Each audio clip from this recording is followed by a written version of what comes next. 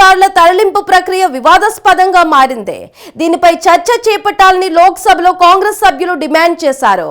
అమానవీయ రీతిలో వలసదారులను స్వదేశానికి తరలించాలని విపక్షాలు మండిపడ్డాయి.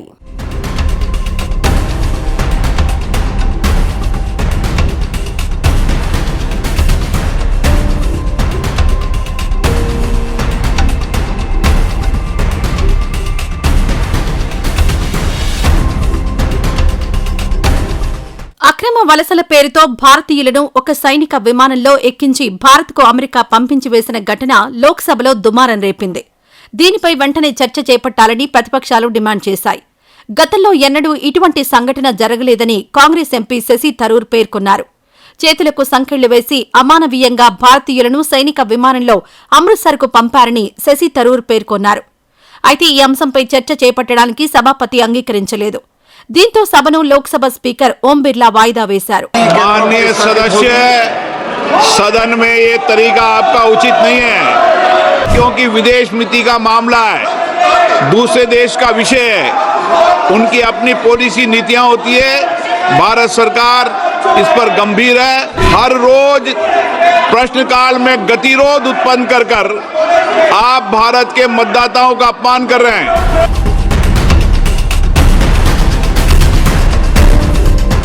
అమెరికాలో అక్రమంగా నివసిస్తున్నారన్న సాకుతో ఇటీవల భారతీయులను టెక్సాస్ నుంచి ప్రత్యేక విమానంలో అమృత్సర్కు పంపిన సంగతి తెలిసిందే.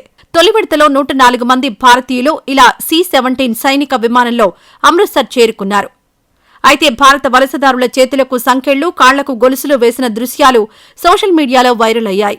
దీంతో భారతీయ వలసదారుల అంశం రాజకీయ వివాదంగా మారింది.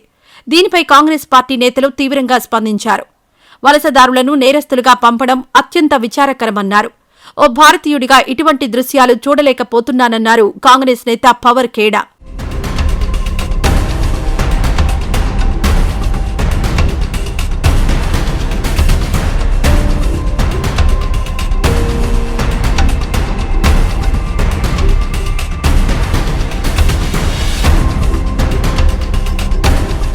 ఈ నేపథ్యంలో వివాదాన్ని సద్దుమణిగింపజేయడానికి కేంద్ర ప్రభుత్వం స్పందించింది. సోషల్ మీడియాలో వైరల్ అయిన ఫోటోల్లో ఉన్నది భారతీయులు కారని కేంద్ర ప్రభుత్వం స్పష్టం చేసింది.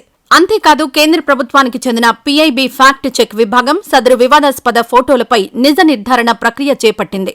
ఈ నిజ నిర్ధారణ ప్రక్రియలో సదరు ఫోటోలు నకిలీవని తేలినట్లు PIB స్పష్టం చేసింది. అంతేకాదు సోషల్ మీడియాలో వైరల్ అయిన ఫోటోల్లో ఉన్నది భారతీయులు కాదని వివరణ ఇచ్చింది. అమెరికాలోకి కొందరు అక్రమ వలసదారులను గ్వాటెమాలాకు పంపుతున్న ఫోటోలను PIB ఫ్యాక్ట్ చెక్ విభాగం స్పష్టం చేసింది.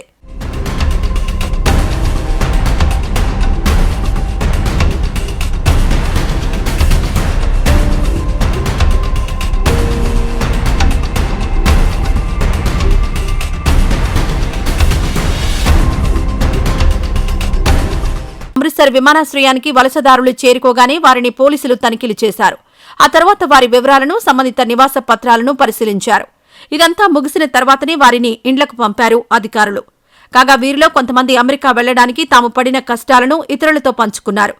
ఏజెంట్లు తమను మోసం చేశారని ఆవేదన వ్యక్తం చేశారు. ఏజెంట్ల మోసం వల్లనే అమెరికాలో తాము అక్రమ వలసదారులుగా ఉండాల్సి వచ్చిందన్నారు.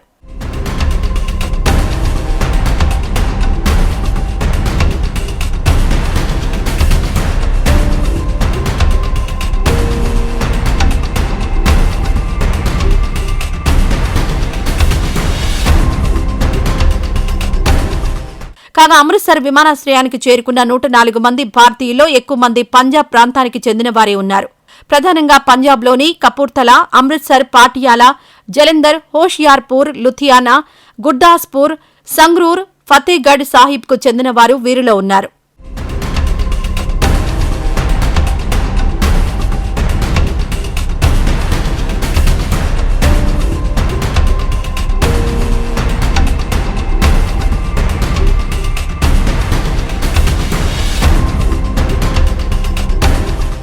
కాగా అమెరికాలో 20,407 మంది భారతీయుల వద్ద సరైన పత్రాలు లేనట్లు హోంలాండ్ అధికారులు గుర్తించారు.